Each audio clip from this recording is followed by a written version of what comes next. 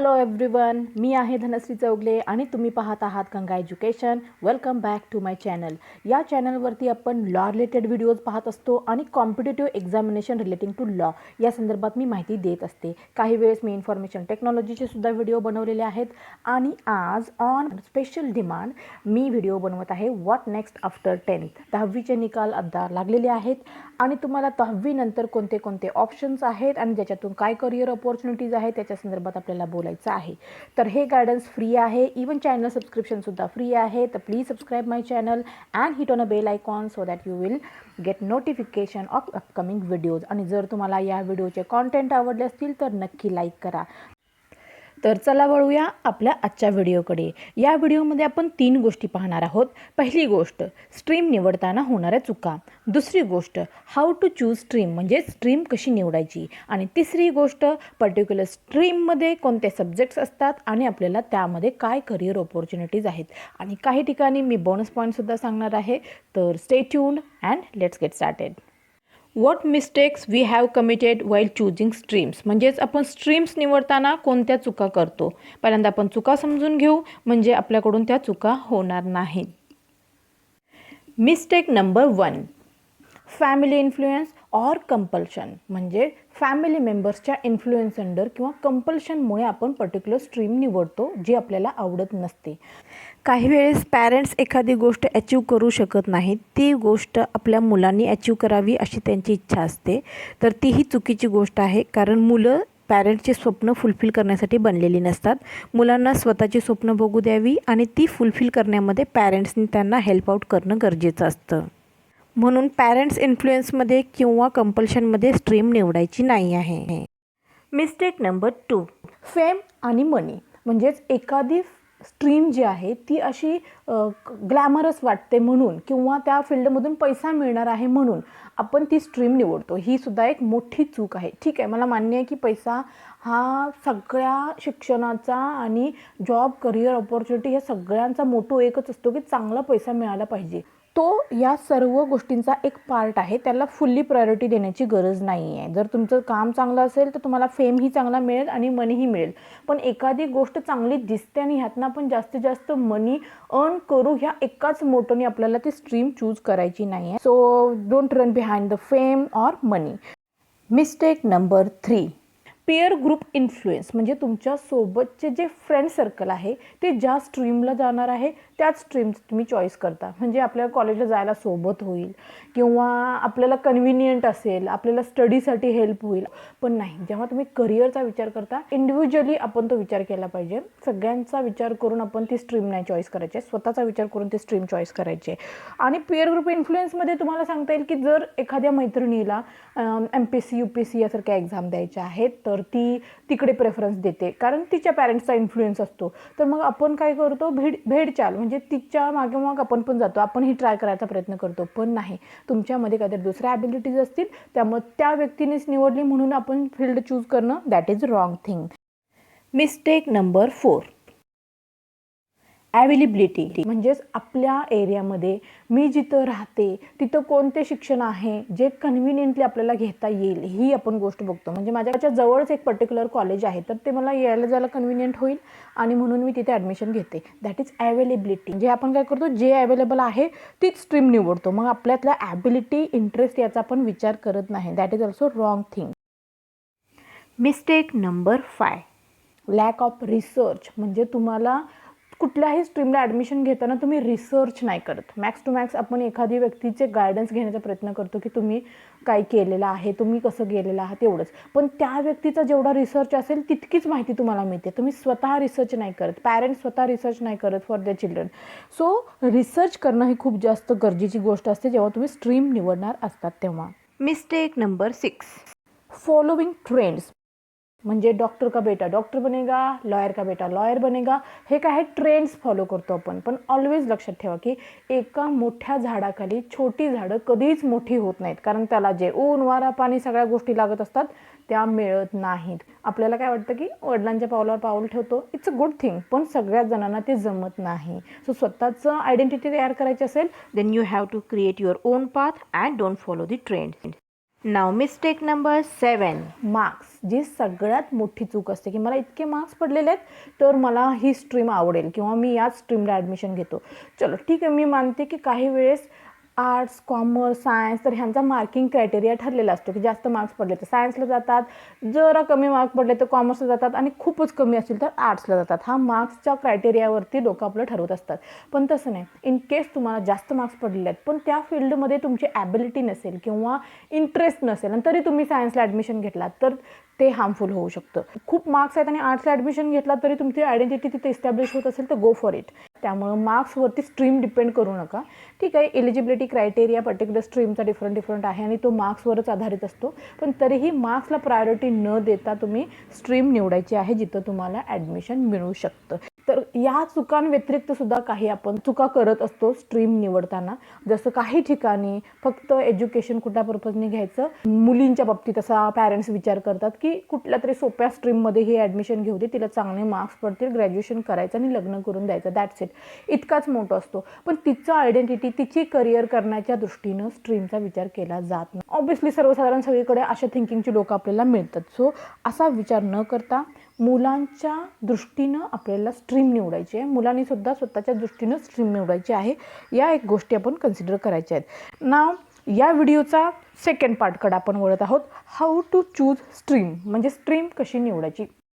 Point number 1, find out what you have, म्हणजे what is your ability. तुमच्याकडे कसली ability आहे याच्यावरती तुम्ही काय करायचं आहे, स्ट्रीम निवडायची आहे. जर तुमच्याकडे ॲबिलिटी टू टॉक, म्हणजे तुम्ही खूप टॉकेटिव्ह असाल, तुम्हाला चांगलं बोलता येत असेल, you have command over talking, then तुमच्याकडे कुठल्या ऑपॉर्च्युनिटीज असू शकतात. तुम्ही लॉयर बनू शकता, न्यूज अँकर बनू शकता, ॲक्टर बनू शकता, टीचिंग फील्डमध्ये येऊ शकता, मार्केटिंग फील्डमध्ये तुम्ही चांगलं तुमचं करिअर करू शकता. तर अशासारख्या बऱ्याच गोष्टी करता येतात जर तुमच्याकडे ॲबिलिटी टू टॉक असेल.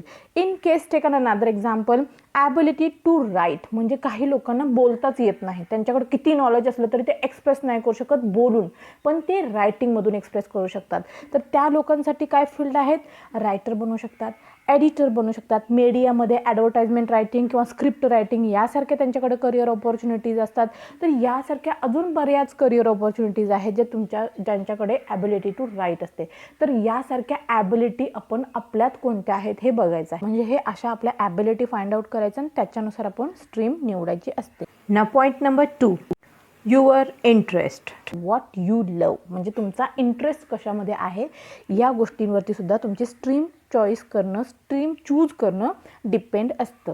जर समजा तुमच्याकडे खूप काही ॲबिलिटीज आहेत पण तुमचा इंटरेस्ट नाही आहे त्या फील्डमध्ये तर तुम्ही करू शकत नाही. जसं 3 इडियट्स मूवीमध्ये फरहान आहे तर त्याला इंजिनिअरिंग कॉलेजला ॲडमिशन दिलेलं असतं पण त्याला इंटरेस्ट असतो फोटोग्राफीमध्ये. त्याने स्टडी करून तो इंजिनियर बनला असता नक्की, कारण पॅरेंट्सचं स्वप्न फुलफिल करायचं होतं, पण तरी त्याच्या इच्छा होत्या की त्याला फोटोग्राफर बनायचं होतं. त्यामुळे त्याचा इंटरेस्ट ज्याच्यात होता त्यातच तो करिअर करू इच्छिणार आणि त्याच्यातच त्याला यशही मिळणार. त्यामुळं ability and interest are different thing. Ability असणं गरजेचं आहेच आणि इंटरेस्ट असणंही गरजेचं आहे.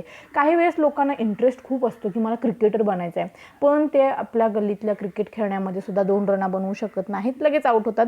आणि त्यांचे इंटरेस्ट आहे की मी नॅशनल लेवल क्रिकेट प्लेयर बनेल, तर तो होत नाही कारण त्यांच्याकडे तेवढी ॲबिलिटी नसते. सो दोन्ही गोष्टींमध्ये तारतम्य साधायचं आहे, ॲबिलिटी प्लस इंटरेस्ट, आणि मग आपण स्ट्रीम चूज करायची आहे. Now point number 3, find out what society want, म्हणजे समाजाला काय हवं आहे, समाजाची काय गरज आहे, त्याच्यानुसार आपण आपली स्ट्रीम निवडायची आहे. आणि हा विचार का करायचा, कारण आपल्याला आपली ती कर्मभूमी असणार आहे जिथं आपण पर्टिक्युलर प्लेसवरती काम करू इच्छितो. त्या लोकेशनवरती कशाची गरज आहे या गोष्टीचा विचार करून आपण आपला स्ट्रीम निवडायचा आहे. Just take an example of marketing field. Particular एरियामध्ये एक टाईपचे चप्पल विकण्याचा जर ऑफर आपण दिला असेल मार्केटिंग करण्यासाठी, तर 2 व्यक्तींमधली एक व्यक्ती बोलेल की पर्टिक्युलर एरियामध्ये तसे शूज वापरले जात नाही, तसे चप्पल वापरली जात नाही, तर तिथे काही स्कोप नाही आहे. पण जी व्यक्ती पॉझिटिव्ह आहे, जी व्यक्ती पॉझिटिव्ह अप्रोच ठेवते ती बोलेल की वाव, तिथे आपल्याला ऑपॉर्च्युनिटी आहे, आपण आपले प्रोडक्ट सिम्पली तिथे सेल आउट करू शकतो आणि बिझनेस चांगला करू शकतो. That is positive approach. अर्थातच समाजाच्या मागणीनुसार, समाजाच्या नीडनुसार आपण आपली स्ट्रीम निवडू शकतो. Now point number 4, what you can be paid for. Money is not a sole purpose, but it is one of the criteria to choose the stream. अर्थातच पैसा म्हणजे सर्वस्व नाही आहे, पण पैसा एक पार्ट आहे. आपण जी स्ट्रीम निवडणार आहोत त्याच्यातून आपल्याला किती पैसा मिळणार आहे इन फ्युचर, या गोष्टी डिपेंड करून आपण ती स्ट्रीम निवडायची आहे. पण होल प्रायोरिटी आपल्याला पैशाला द्यायची नाही आहे while choosing the stream. Point number 5 that is research. म्हणजे आपण काय करणार, पर्टिक्युलर स्ट्रीममध्ये जाण्याआधी त्या फील्ड संदर्भात पूर्ण माहिती करणार आहे. व्हॉट अँड हाऊ या दोन्ही गोष्टी तुम्हाला इंटरनेटवरती मिळतील, यूट्यूबवरती मिळतील किंवा गुगलवरती मिळतील. तर तुम्ही काय करायचं आहे, गुगल, यूट्यूब, ब्लॉग रायटिंग करतात लोक, त्यांचा ब्लॉग वाचा तुम्ही, किंवा बायोग्राफीज वाचा लोकांच्या, त्या पर्टिक्युलर फील्डमध्ये त्यांनी कसं काम केलेलं आहे, त्यांचे एक्सपिरियन्स त्याच्यामध्ये मेन्शन केलेले असतात. सगळ्या गोष्टी आपल्याला ऑनलाईन बघायला मिळत असतात. जसं तुम्ही माझा आता व्हिडिओ पाहत आहात, म्हणजे हा काय आहे, एक रिसर्च आहे की पर्टिक्युलर कोणत्या कोणत्या फील्ड्स आहेत, कोणत्या कोणत्या करिअर ऑपॉर्च्युनिटीज आहेत, आपण त्या फील्डला सुटेबल आहोत का, ती फील्ड आपल्याला सुटेबल आहे का, या सर्व गोष्टी आपल्याला रिसर्च केल्यानंतर समजतात. So plan for that. Now point number 6 nature of the job. Just take an example of digital marketing. जर तुम्हाला डिजिटल मार्केटिंग या फील्डमध्ये आपल्याला काम करायची इच्छा असेल, तर त्या फील्डमध्ये काय काय अपॉर्च्युनिटीज असतात, त्यामध्ये आपण काय रोल प्ले करतो, काय काय गोष्टी आपल्याला कराव्या लागतात, या सर्व गोष्टींची आपल्याला माहिती आधीच असेल तरच आपण आपलं एम गाठू शकतो आणि आपल्याला ग्रोथ करण्याचा चान्स मिळतो. पण जर माहीत नसेल तर आपली अधोगती होत असते. नेचर ऑफ जॉब हा खूप इम्पॉर्टंट थिंग आहे, तर तो तुम्ही टोटली माहिती असणं गरजेचं आहे. तुमचे काय कर्तव्य असणार आहे ते जॉब करताना, ह्याही गोष्टी तुम्हाला नॉलेज असणं गरजेचं आहे आणि ते इझिली तुम्हाला रिसर्च केल्यानं मिळत असतं. नाव पॉईंट नंबर 7 एंट्रनशिप. आपण एंट्रनशिप करून बघू शकतो. म्हणजे तुम्ही कुठल्या तरी फील्डमध्ये इंटरेस्टेड असाल तर त्या फील्डमध्ये जी लोक आहेत त्या लोकांचे जे तुम्ही करिअर चाललेलं आहे ते कसं चाललेलं आहे त्यांच्यासोबत राहून तुम्ही बघू शकता. जस्ट ॲन एक्झाम्पल, जर तुम्हाला लॉयर बनायचं इच्छा असेल तर तुम्ही एखाद्या लॉयरकडे आठवडा 2 आठवडे जाऊन डेली त्यांच्यासोबत तुम्ही ते कसे प्रॅक्टिस करतात, त्यांचं कसं ड्राफ्टिंग असतं किंवा ते क्लायंट काउन्सिलिंग कसं करतात, या सर्व गोष्टी तुम्ही बघू शकता. जर तुम्हाला डॉक्टर बनायचं असेल तर तुम्ही एखाद्या डॉक्टरला, एखाद्या क्लिनिकला जॉईन करा आणि तिथेही तुम्हाला त्याचा एक्सपिरियन्स मिळेलच. इन केस तुम्हाला फॅशन डिझायनिंगमध्ये इंटरेस्ट असेल तर एखाद्या बुटीकमध्ये जा तुम्ही. छोटे छोटे स्मॉल स्केल बिझनेस असतील ते करायचे असतील तर तुम्हाला त्याचाही अनुभव घ्या तुम्ही आणि फ्री ऑफ कॉस्ट तुम्ही त्यांना जॉईन करा आणि तिथून काही गोष्टी तुम्ही शिकूही शकतात आणि तुम्हाला समजेल की आपण या फील्डसाठी बनलेलो आहोत की नाही. तर अशा पद्धतीने आपण स्मॉल स्केल बिझनेस किंवा पर्टिक्युलर फील्डमध्ये जे कामं करतात त्या लोकांचे ऑफिसेस वगैरे जॉईन करू शकते. आता काही वेळेस सेल्फ एक्सपिरियन्स घेणं सुद्धा खूप गरजेचं आहे. जसं टेक ॲन एक्झाम्पल की तुम्हाला इव्हेंट मॅनेजमेंटमध्ये इंटरेस्ट असेल तर तुम्ही घरचे काही प्रोग्राम जर असतील तर तो मॅनेज केले पाहिजे. समजा बड्डे असेल किंवा छोटे मोठे प्रोग्राम्स असतील, रिटायरमेंट सेरेमनी वगैरे, तर अशा पद्धतीचे इव्हेंट काय करायचे तुम्ही मॅनेज करायचे आहेत स्वतःहून. मग तुम्हाला समजेल की आपल्याकडून कुठल्या चुका झाल्या, आपण त्या कॉस्टमध्ये तो बरोबर इव्हेंट मॅनेज केला का किंवा किती बेनिफिट झालेला आहे त्याच्यातून, या सर्व गोष्टी तुम्हाला त्याच्यातून समजतील. म्हणजे स्वतः काय केलं आपण इम्प्लिमेंट करून बघितल्या त्या गोष्टी की आपण तेथे सूट होऊ शकतो का. Now point number 8 interview. It means की त्या फील्डमध्ये काम करणाऱ्या व्यक्तींचे स्वतः इंटरव्ह्यू घेणे, की त्यांना कसा अनुभव आलेला आहे, त्यांनी कसं शिक्षण घ्यायला सुरुवात केली, त्यांचा काय चॉईस होता, त्यांचा कसा इंटरेस्ट त्या फील्डमध्ये निर्माण झाला, मग त्यांनी कुठल्या स्ट्रीममधून शिक्षण घेतल्यानंतर ते आता सक्सेसफुल प्लेसवरती काम करत आहेत, त्यांच्या फील्डमध्ये सक्सेसफुल झालेले आहेत. तर या गोष्टींचा तुम्ही इंटरव्ह्यू घेतलात तर तुम्हाला पुढच्या स्टेज आणि मागचा शाणा, म्हणजे त्यांनी जे ट्राय अँड एरर केलेले आहे ते तुम्हाला ट्राय अँड एरर करावे नाही लागणार आणि तुम्ही तुमच्या परीनं त्यांचे जे डाटा तुमच्याकडे आलेला आहे तो तुम्ही इव्हॅल्युएट करू शकता आणि ठरवू शकता की येस तुम्ही त्या फील्डसाठी बनलेले आहात की नाही. म्हणजे इंटरव्ह्यूसुद्धा तुम्हाला काय करू शकते, लोकांच्या अनुभवातून आपण शिकणे, या गोष्टी तुम्ही करू शकतात. Point number 9 find out why you want to choose the stream. म्हणजे तुम्हाला ती स्ट्रीम का निवडायची आहे, ह्याही गोष्टी आपण बघितल्या पाहिजे. जसं ॲबिलिटी आहे, इंटरेस्ट आहे, समाजाची गरज आहे म्हणून तुम्ही निवडलंय का, तर या गोष्टींचा विचार करायचा. म्हणजे इन केस तुमची पॅशन आहे, तेच तुमचं ध्येय स्वप्न तुम्ही केलेलं आहे, तर तुम्ही ती स्ट्रीम निवडत असाल, तुम्ही त्या गोष्टी अचीव करण्यासाठी स्वतःला त्याच्यामध्ये झोकून देऊन करत असता काम. सो तुम्ही ती फील्ड का निवडत आहात हा नेहमी आपल्यासमोर व्हिजन क्लिअर ठेवायचं, जेणेकरून तुम्हाला त्या फील्डमध्ये एन्जॉय करता येईल आणि सक्सेसही मिळू शकतं. अगेन तुमचा प्लॅन बी ऑलवेज रेडी पाहिजे. म्हणजे तुम्ही ठरवलं की मला IAS ऑफिसर बनायचं आहे, राईट, पण सगळेच जणांचे जे ठरवतात ते IAS ऑफिसर बनत नाहीत, तर त्यांचे काहीतरी प्लॅन बी रेडी असतात. जर ते नाही बनलं तर आपण हे बनवू, असा एक प्लॅन बी आपला ऑलवेज रेडी पाहिजे, जेणेकरून पुढे जाऊन डिप्रेशनसारख्या गोष्टी फेस कराव्या लागणार नाहीत. कारण बऱ्याच वेळेस most of the things times मी बघितलेलं आहे की जर आपलं जे एम आहे ते अचीव नाही झालं तर लोक डिप्रेस होतात, सुसायडल थॉट्स त्यांच्या डोक्यामध्ये येतात, तर that are also not a good things.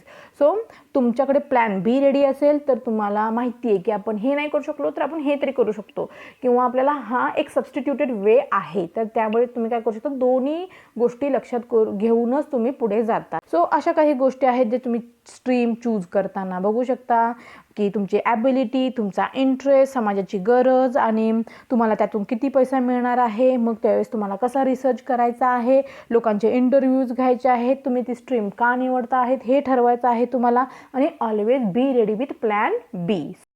आता तुम्हाला मी इतकं सगळं सांगितल्यानंतर आता ॲक्च्युली आपण कोणत्या स्ट्रीम्स आहेत आणि त्याच्यात कोणते विषय असतात आणि त्याच्यातून काय करिअर ऑपॉर्च्युनिटीज असतात हे बघणार आहोत.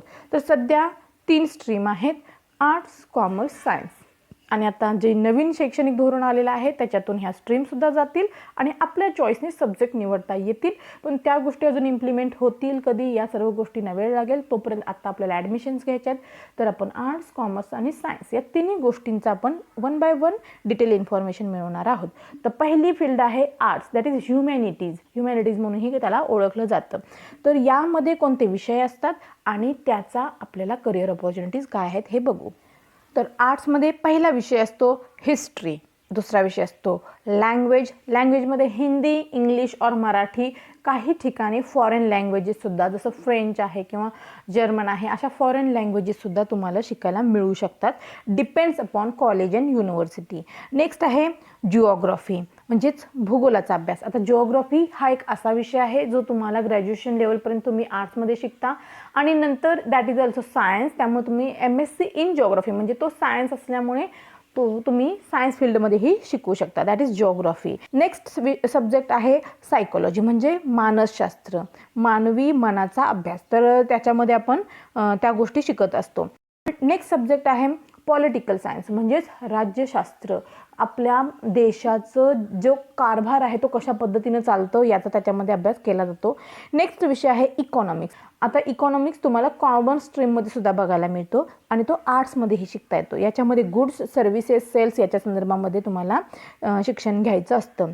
नेक्स्ट सब्जेक्ट आहे सोशोलॉजी, म्हणजे समाजशास्त्र. मानव हा समाजप्रिय प्राणी आहे, त्यामुळे त्यांनी समाजाचा अभ्यास करण्यामध्ये इंटरेस्ट असतो आणि कुठल्या समाजामध्ये लोक कशी राहतात, परत तिथलं कल्चर काय आहे, या सर्व गोष्टी तुम्हाला समाजशास्त्रामध्ये शिकायला मिळतात. नेक्स्ट सब्जेक्ट आहे फिलॉसॉफी, म्हणजे स्ट्रेस मॅनेजमेंट, काउन्सिलिंग यासारख्या गोष्टी आपण काय करतो, फिलॉसॉफी या सब्जेक्टमध्ये शिकत असतो. तर हे झाले विषय ज्याच्यामध्ये आर्ट्समध्ये किंवा ह्युमॅनिटीजमध्ये आपण ते विषय शिकू शकतो. आता याचा करिअरसाठी काय बेनिफिट आहे किंवा याच्यामध्ये करिअर आपण कसं करू शकतो याच्या संदर्भात आपण डिस्कस करू. फर्स्टली आर्ट्स घेतलेला कॅन्डिडेट सिव्हिल सर्व्हिसेसमध्ये जास्त इंटरेस्टेड असतो. गव्हर्नमेंट जॉबमध्ये जसं MPSC, UPSC, जिथे तुम्हाला आर्ट्स फील्डशी रिलेटेड कॉम्पिटिटिव्ह एक्झाम असतील तिथे तुम्ही तुमचा हात आजमावू शकता, that is first opportunity. Next लॉसाठी तुम्ही ॲडमिशन घेऊ शकता. कायद्याचा अभ्यास करून तुम्ही एक लॉयर बनू शकता, ज्युडिशरी किंवा प्रायव्हेट पब्लिक सेक्टरमध्ये तुम्ही जॉब करू शकता बिईंग लॉ ऑफिसर. त्यामुळे तुम्हाला लॉ फील्डसुद्धा चांगली आहे आर्ट्स करणाऱ्या स्टुडंटसाठी. नेक्स्ट आहे सायकोलॉजी. जर तुम्ही सायकोलॉजीचा स्टडी केला असाल तर क्लिनिकल सायकोलॉजी, काउन्सिलिंग, सायकोलॉजिस्ट किंवा सायकोथेरपिस्ट म्हणून सुद्धा तुम्हाला करिअर ऑपॉर्च्युनिटीज आहेत. नेक्स्ट ऑपॉर्च्युनिटी आहे मीडियामध्ये. तुम्ही जर्नलिझम करू शकता, मास मीडियामध्ये काम करू शकता, जसं ॲडव्हर्टायझिंग आहे किंवा कम्युनिकेशन आहे, न्यूज अँकर बनू शकता. तर इट मीन्स की तुम्ही काय करू शकता, मीडिया या फील्डमध्ये सुद्धा तुमचं करिअर तुम्ही करू शकता. नेक्स्ट आहे नाट्यशास्त्र. जर तुम्ही आर्ट्समध्ये नाट्यशास्त्रासारखा विषय शिकला असाल तर तुम्ही आर्टिस्ट बनू शकता. थिएटर आर्टिस्ट असेल किंवा मूवीजमध्ये काम करू शकता किंवा तुम्ही डायरेक्शन करू शकता. म्हणजे नाट्यशास्त्राशी रिलेटेड जेही तुमचे करिअर ऑपॉर्च्युनिटीज आहेत त्या तुम्ही अचीव करू शकता. नेक्स्ट आहे हॉस्पिटॅलिटी, इव्हेंट मॅनेजमेंट करणे, कंटेंट रायटर, ऑथर, एडिटर. म्हणजे जर तुम्ही लँग्वेजचा स्टडी केला तर तुमच्या ह्या स्किल तिथे पॉलिश केले जातात की तुम्ही चांगले रायटर बनू शकता, ऑथर, एडिटर बनू शकता. नेक्स्ट तुम्ही फॅशन डिझायनर, इंटेरियर डिझायनर किंवा ज्वेलरी डिझायनिंग यासारखी फील्डसुद्धा इकडेही अवेलेबल आहेत. आर्ट्समध्ये अशाही काही फील्ड आहेत ज्याच्यासोबत तुम्ही अजून एखादी एक्स्ट्रा डिग्री घेतली तर तुम्ही त्या फील्डशी रिलेटेड दुसरे तुमच्यासाठी करिअर ऑपॉर्च्युनिटीज असतील. जसं तुम्ही BA केला असेल आणि नंतर तुम्ही BEd ही डिग्री मिळवली, म्हणजे that is bachelor in education, तर तुम्ही टीचिंग फील्डमध्ये काम करू शकता. BPEd डिग्री मिळवल्यानंतर तुम्ही कोच किंवा स्पोर्ट टीचर म्हणून काम करू शकता. अर्थातच या फील्डमध्ये टीचिंगही करता येतं. आता बघणार आहोत आपण कॉमर्स स्ट्रीम संदर्भात. इन्फॉर्मेशन हा आर्ट्सपेक्षा थोडासा डिफिकल्ट मानला जातो आणि याच्यामध्ये तुम्हाला कोणते कोणते विषय आहेत आणि काय करिअर ऑपॉर्च्युनिटीज आहेत हे आपण आता बघणार आहोत. तर कंपल्सरी सब्जेक्ट असतो अकाउंटन्सी, नेक्स्ट असतो इकॉनॉमिक्स, नेक्स्ट असतो बिझनेस स्टडीज आणि एक असते लँग्वेज दॅट इज इंग्लिश. तर तुम्हाला हे सब्जेक्ट कंपल्सरी असतात आणि ऑप्शनलमध्ये मॅथमॅटिक्स असतो, इन्फॉर्मेशन प्रॅक्टिस असते, कॉम्प्युटर सायन्स असतं, हिंदी असते किंवा एखादी फॉरेन लँग्वेजसुद्धा त्याच्यामध्ये असू शकते. Again psychology, fine arts, physical education यासुद्धा गोष्टी आपण ऑप्शनल सब्जेक्ट म्हणून कॉमर्स स्ट्रीममध्ये अभ्यास करताना सब्जेक्ट निवडू शकतो. तर ज्यांना इंटरेस्ट असेल या फील्डमध्ये तर तेही लोक या फील्ड चूज करू शकतात. आता याच्यामध्ये करिअर ऑपॉर्च्युनिटीज कोणत्या कोणत्या आहेत. बिंग अ कॉमर्स स्टुडंट तुम्ही कुठल्या कुठल्या करिअरसाठी जाऊ शकता. फर्स्ट आहे CA that is chartered accountant. हा एक प्रोफेशनल कोर्स असतो आणि त्या सर्व एक्झाम पास झाल्यानंतर एखादा व्यक्ती CA बनू शकतो. नेक्स्ट आहे CS that is company secretary. हा सुद्धा एक प्रोफेशनल कोर्स आहे. नेक्स्ट आहे CMA that is cost and management accountant किंवा CFA that is certified financial analyst. हे सुद्धा तुम्ही बनू शकता. हे दोन्हीही प्रोफेशनल कोर्स आहेत just like and CA and CS. तर ते तुम्ही प्रोफेशनल कोर्स करून या फील्डमध्ये सुद्धा तुमचं करिअर करू शकता. नेक्स्ट तुम्ही हॉटेल मॅनेजमेंट करू शकता that is bachelor in hotel management. He degree मिळवल्यानंतर तुम्हाला हॉटेल इंडस्ट्रीजमध्ये खूप चांगलं करिअर ऑपॉर्च्युनिटीज आहेत. नेक्स्ट ॲनिमेशन अँड मल्टीमीडिया याच्यामध्ये तुम्हाला करिअर करता येतं. Again journalism and mass communication that is BJMS हेही तुम्हाला करता येऊ शकतं. अगेन कॉमर्स करणारी व्यक्तीसुद्धा लॉ ब्रांचकडे जाऊ शकते आणि लॉयर ज्युडिशरी यासारख्या गोष्टी करू शकते. तर कॉमर्स साईड असणारे टॅक्सेशन, कमर्शियल लॉज आहेत यामध्ये खूप इंटरेस्टेड असतात आणि त्याच्यातही त्यांचं करिअर बनू शकतं.